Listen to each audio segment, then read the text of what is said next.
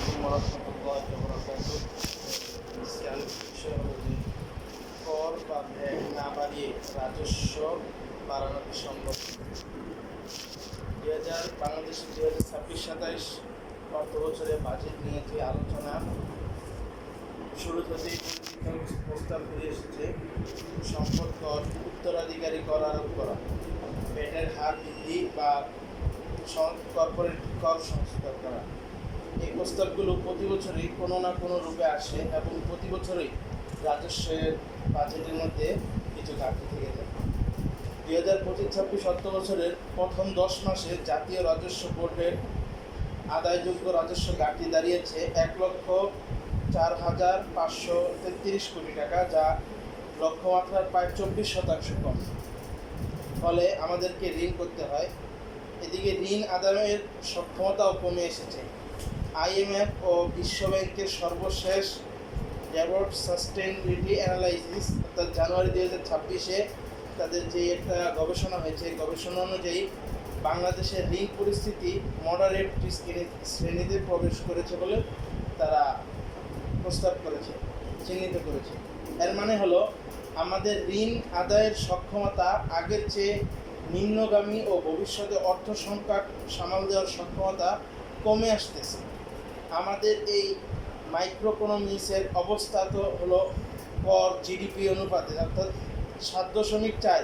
তো দক্ষিণ এশিয়ায় সর্বনিম্ন কর হলো 17%, ভারতে 17%, নেপালে 21%।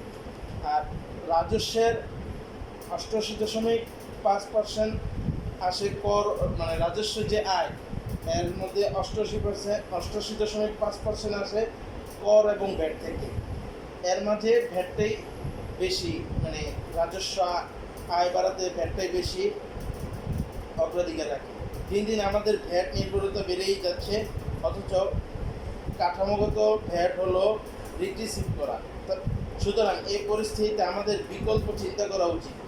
কর ও ভ্যাটের বাইরে গিয়েও রাজস্ব বৃদ্ধি ও বাজেট চাপ হ্রাসের চিন্তা করা উচিত। আমরা মনে করি বিদ্যমান কাঠামোর মধ্যে নতুন কিছু প্রস্তাবনা যুক্ত করার সুযোগ আছে, তবে সবার আগে সর্বস্তরে স্বচ্ছতা ও জবাবদিহিতামূলক পরিবেশ তৈরি করতে হবে।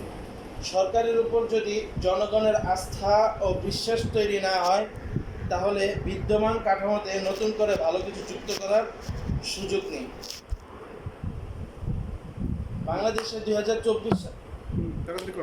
2024 সালের তথ্য মতে প্রতি হাজারে 5.56 জন মৃত্যুবরণ করেন, যার অর্থ বছরে প্রায় 9 থেকে 10 লক্ষ পরিবার উত্তরাধিকার জটিলতার মুখোমুখি হয়।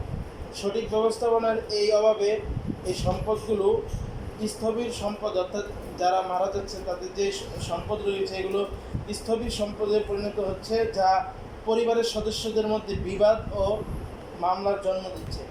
বাংলাদেশে এই বিপুল পরিমাণ সম্পদ বছরের পর বছর আইনি জটিলতায় আটকে থাকায় এই জাতীয় অর্থনীতিতে কোনো ভূমিকা রাখতে পারছে না। এছাড়া আমাদের দেশের নারীগণ ব্যাপকভাবে উত্তরাধিকার সম্পদ থেকে প্রতিনিয়ত তারা বঞ্চিত হয়ে আসছে।